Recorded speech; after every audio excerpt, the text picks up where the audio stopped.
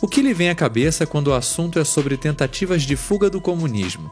Provavelmente os exemplos mais comuns são da antiga União Soviética, da Coreia do Norte ou até mesmo das pessoas que improvisam barcos para sair de Cuba. Porém, um exemplo atual e que chama muita atenção é a fuga em massa que está acontecendo nesse exato momento na nossa vizinha, Argentina, ou, como provavelmente ficará conhecida em um futuro próximo, Venezuela do Sul. Desde que a Argentina passou a ser controlada por Néstor Kirchner, sucedido logo após pela sua mulher, Cristina Kirchner, o mergulho no abismo socialista foi profundo. Cada vez mais, regulamentações, burocracias e impostos foram sendo criados por lá, além do agigantamento do Estado e da política de controle de câmbio, seguindo o que foi feito por Hugo Chávez e Maduro na Venezuela.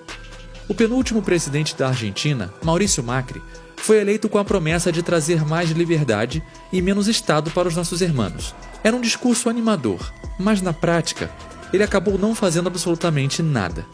Agora, com a eleição de Alberto Fernandes, que nada mais é que um pau-mandado dos Kirchner, tal qual o Haddad teria sido de Lula, e com a pandemia do Covid-19, as coisas ficaram piores.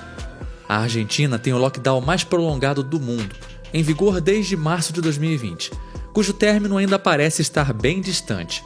Ele proibiu as empresas de demitirem, pois caso os empregadores o façam, terão que pagar uma indenização em dobro ao funcionário. Como se não bastassem todas essas barreiras, agora também existe o imposto sobre grandes fortunas, mais uma tentativa desesperada de roubo estatal. O resultado de todo esse comunismo não podia ser outro: a fuga dos cidadãos.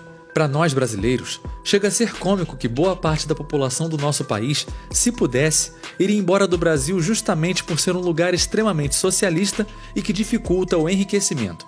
Pensar que as pessoas estão buscando refúgio no Brasil é bizarro para nós, mas essa é a realidade que vivemos. Como exemplo prático, é possível citar os cubanos do Mais Médicos, programa de trabalho escravo que utilizava médicos cubanos, no qual a ditadura ficava com 80% da remuneração do profissional de saúde. Kim Jong-un e Xi Jinping com certeza bateriam palmas para esse ato, pois quem além deles usa trabalho escravo em pleno século XXI tão escancaradamente? Os esquerdistas ainda diziam que resolviam a saúde no Brasil. Logo após, os venezuelanos fugiram da ditadura de Maduro, tendo em vista que simplesmente começou a faltar comida no país e a inflação passou dos 1000%. Agora, estamos vendo tal fato se repetir com os argentinos, cujos principais destinos de fuga são o Brasil e o Uruguai, já que esses são os locais mais próximos. Várias multinacionais estão deixando a Argentina. Companhias aéreas como a Norwegian, a Qatar Airways, a Emirates e a Air New Zealand já fizeram as malas. As empresas francesas, como o laboratório Pierre Fabre e a de autopeças Saint-Gobain Security, também estão de saída. A empresa alemã BASF levou para o Brasil a sua linha de pinturas para automóveis. Já a empresa farmacêutica também alemã Gerresheimer decidiu sair do país. Há também marcas emblemáticas de têxteis nesse êxodo, como a Nike, a Wrangler e a Lee. Até a gigante Walmart e nossa tão conhecida Danone devem deixar o país. Por último, a loja de autopeças norte-americana Axalta e as energéticas Raízen e GE Energy também optaram por fugir da Argentina. Pois é, adiantou muito criar rabisco positivado dizendo que não podia demitir, não é mesmo? Imagino que em breve farão rabiscos dizendo que todos têm emprego, esperando que isso resolva magicamente todos os problemas. Não são só as grandes multinacionais que estão deixando a Argentina, mas também inúmeras micro e pequenas empresas estão procurando refúgio no Brasil e no Uruguai. Como todos nós sabemos, as micro e pequenas empresas são as grandes responsáveis pela geração de emprego. Para se ter ideia, é estimado que no Brasil, em torno de 72% de todos os postos de trabalho são gerados justamente por elas. Portanto, é assustador pensar quão ainda mais argentinos ficarão desempregados por culpa exclusiva da máfia estatal liderada por Alberto Fernandes. Pior ainda para a máfia é que não adianta tentar criar algo como o Muro de Berlim, cujo único objetivo era exatamente esse: impedir a fuga da Alemanha Oriental comunista para o lado capitalista. Além de não ter recursos para isso, a maior parte da fronteira entre a Argentina e o Uruguai é marítima, sendo muito fácil para qualquer um pegar um barco e atravessar para o outro lado. Apenas para se ter ideia, entre 1950 e 1961, quando o Muro de Berlim foi construído, estima-se que cerca de 3,5 milhões de alemães fugiram para o lado capitalista.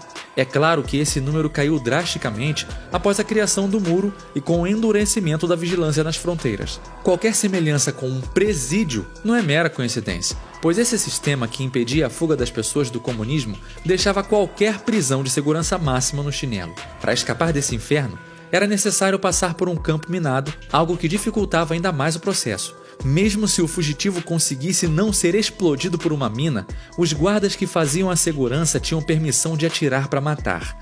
Um caso impressionante ocorreu em 5 de outubro de 1964, quando um grupo de cerca de 57 pessoas conseguiu cavar um túnel para o outro lado e fugir, sendo que este foi apenas um dos casos de fuga coletiva através de túneis. É tão curioso como é comum escutarmos a história de que o patrão que explora os trabalhadores, onde a CLT é tida como a grande responsável por garantir que condições análogas à escravidão não existam. Realmente, o socialismo é tão bom que as pessoas precisam ser fuziladas para impedir que sejam exploradas pelo capitalismo malvadão. O dólar, que sempre serviu como reserva de valor e termômetro com o qual os argentinos avaliam a saúde da economia, está cada vez mais escasso no país. Outra moeda que explodiu foi o Bitcoin, justamente para escapar do controle estatal sobre o dólar e também como forma de proteger o valor da moeda ante a desvalorização do peso. Um dólar vale mais de 150 pesos. As reservas do Banco Central argentino somam 42 bilhões, mas, desse montante, irrisórios 2,5 bilhões estão disponíveis ao mercado, sendo que a venda de dólares é totalmente controlada pelo governo. A Argentina teve a pior queda da economia da sua história no segundo trimestre. O produto interno bruto encolheu 19,1%. A queda argentina é ainda mais profunda porque acontece sobre uma base recessiva. O país alterna recessão e estagnação há anos. Isso não poderia ser diferente, dado que a extrema-esquerda sempre esteve no poder e o liberal eleito não fez porcaria nenhuma. A previsão para o ano é de um piso de queda de 12,5% do PIB. A economia per capita será equivalente no final do ano à de 1973, fazendo o país voltar ao mesmo patamar de 47 anos atrás. Como sempre, o socialismo é muito eficiente apenas em causar pobreza generalizada.